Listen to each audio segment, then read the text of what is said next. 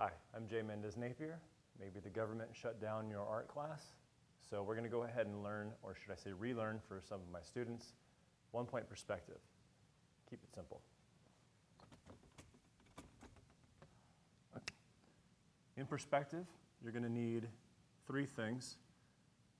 Most important is going to be your vanishing point.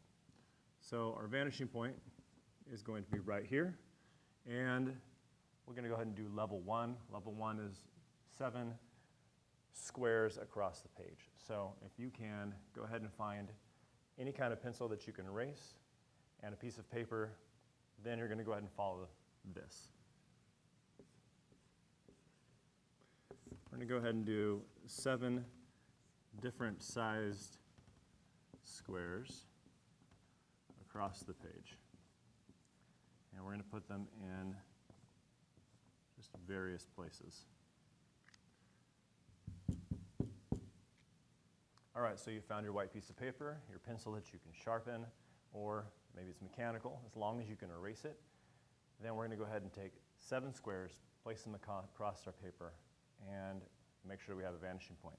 Now that vanishing point does not have to be in the center. Wherever we place that point is technically where our perspective is going to be. Everyone's perspective is different. So, depending on where I place it is what I'm going to see. If I place it over here, I'm going to be on this side. If I place it in the center, I'm going to be directly above it. And if I place it on the left, I'm going to be shifted over looking from this direction. We're going to start with something simple, and we're going to go here, and we're going to draw lines to our vanishing point. Now, the question always is what lines are going to go to the vanishing point?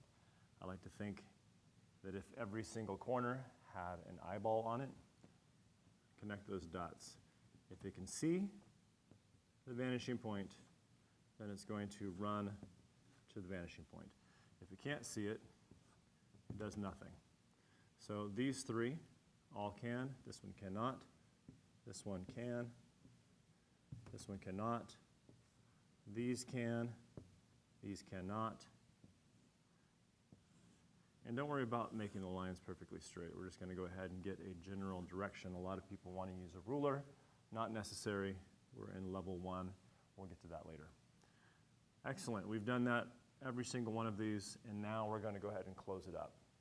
If this is too fast, go ahead and press pause, or take it back a couple seconds and watch it again.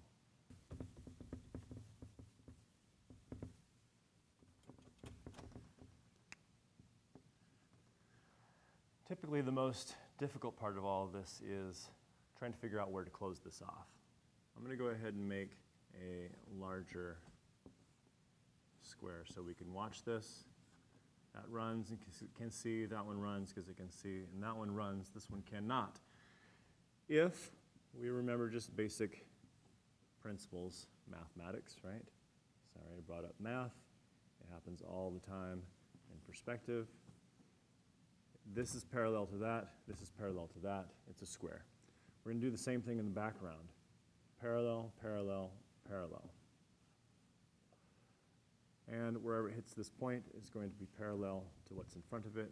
This is parallel to this, and therefore we end up with a cube floating in space based off of that vanishing point.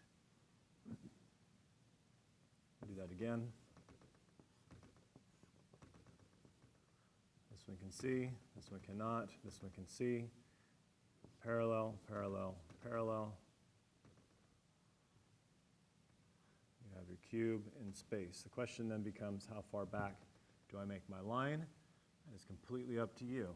If you have something out here and you want it to look more like a 4x4 piece of wood,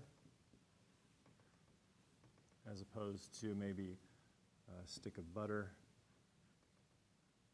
as long as the back is doing the same thing as the front, parallel to the front, and you'll have that closed off and it's ready to go. What if my square is in front of another square? No big deal. You can draw through it if you want to and erase it out later, or you can stop now.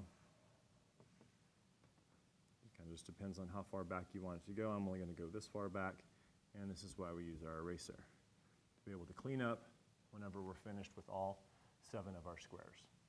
When you have all 7 squares set up using perspective to the vanishing point, even that one is pretty tight. Not going to see too much of it. And you are finished with level 1.